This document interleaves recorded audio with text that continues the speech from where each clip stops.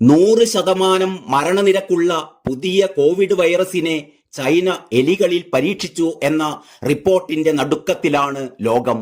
ജനിതക വ്യത്യാസം വരുത്തി കൂടുതൽ മാരകമാക്കിയ വൈറസിനെയാണത്രേ ചൈന സൃഷ്ടിച്ചിരിക്കുന്നത്. പരീക്ഷണത്തിന് വിധേയരാക്കിയ എലികൾ 8 ദിവസത്തിനകം മരണത്തിന് കീഴടങ്ങി. എലികളുടെ തലച്ചോറിനെയാണ് വൈറസ് ബാധിച്ചത് എന്നാണ് റിപ്പോർട്ടുകൾ വ്യക്തമാക്കുന്നത്. 2017 മലേഷ്യൻ ഈനാമ്പേച്ചികളിൽ കണ്ടെത്തിയതായി റിപ്പോർട്ട് ചെയ്യപ്പെട്ട വൈറസിന്റെ പരിവർത്തനം ചെയ്ത പതിപ്പായിരുന്നു പരീക്ഷണത്തിന് ഉപയോഗിച്ചത്. ലക്ഷക്കണക്കിന് പേരുടെ മരണത്തിനിടയാക്കിയ കോവിഡ് വൈറസ് ലോകത്ത് പടർന്നു പിടിക്കാൻ കാരണക്കാർ ചൈനയാണെന്ന് ആരോപണം നേരത്തെ ഉയർന്നിരുന്നതാണ്. ഇത് ശരിവെക്കുന്നതാണ് ഇപ്പോഴത്തെ ഈ പരീക്ഷണത്തെക്കുറിച്ചുള്ള റിപ്പോർട്ടുകൾ. വൈറസ് ബാധയേറ്റ് ചത്ത എലികളെ പരിശോധിച്ചപ്പോൾ ലഭിച്ച ഫലം ഞെട്ടിപ്പിക്കുന്നതായിരുന്നു എന്നാണ് ഗവേഷകർ പറയുന്നത്. തലച്ചോറിന് പുറമെ അവയുടെ ശ്വാസകോശം, എല്ലുകൾ, കണ്ണുകൾ, ശ്വാസനാളം എന്നിവയിലെല്ലാം അണുക്കൾ ബാധിച്ചിരുന്നു. തലച്ചോറിലെ അണുബാധയാണ് എലികളുടെ ജീവനെടുത്തത്. ചാകുന്നതിന് തൊട്ടടുത്ത ദിവസങ്ങളിൽ എലികളുടെ ഭാരം ക്രമാതീതമായി കുറയുകയും അലസത ബാധിക്കുകയും ചെയ്തിരുന്നു.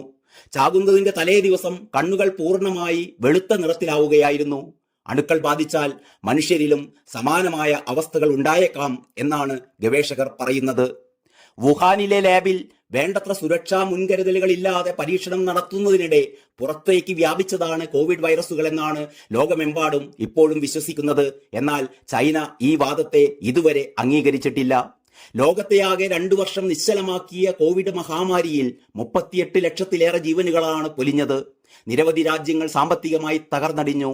പ്രകൃതി നൽകിയ ശിക്ഷയാണോ അതോ മനുഷ്യർ സ്വയം സൃഷ്ടിച്ചതാണോ ഈ മാരക വൈറസിനെ എന്നത് ഇപ്പോഴും ദുരൂഹമായി തുടരുന്ന ചോദ്യമാണ്. എന്തുതന്നെയായാലും ചൈനയിലെ വുഹാനിലാണ് ഈ വൈറസിനെ ആദ്യം കണ്ടെത്തിയത്. വവ്വാലുകളിൽ കാണപ്പെടുന്ന വൈറസ് വന്യമൃഗങ്ങളെ മാംസാവശ്യത്തിന് വിൽക്കുന്ന ചന്തയിൽ നിന്ന് മനുഷ്യരിലേക്ക് എത്തി എന്നായിരുന്നു ചൈന എന്ന് പറഞ്ഞിരുന്നത്.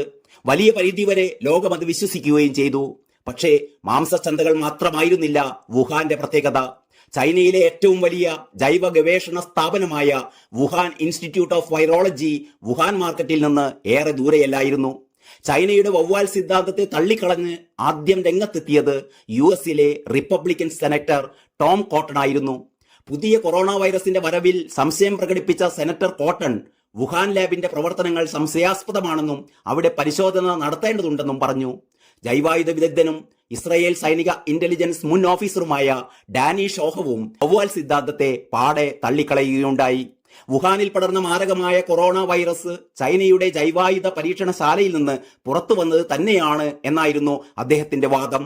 വുഹാനിലെ ലാബിൽ നിന്ന് അബദ്ധത്തിൽ പുറത്തുപോയതാണ് കൊറോണ വൈറസ് എന്ന സംശയം ശാസ്ത്രലോകത്ത് ബലപ്പെട്ടുവെങ്കിലും ചൈന വിരുദ്ധതയ്ക്ക് പേരുകേട്ട US പ്രസിഡന്റ് ഡൊണാൾഡ് ട്രംപ് ഈ പ്രചാരണം ഏറ്റെടുത്തത് ഒരു തരത്തിൽ ചൈനയ്ക്ക് ഗുണം ചെയ്യുകയായിരുന്നു.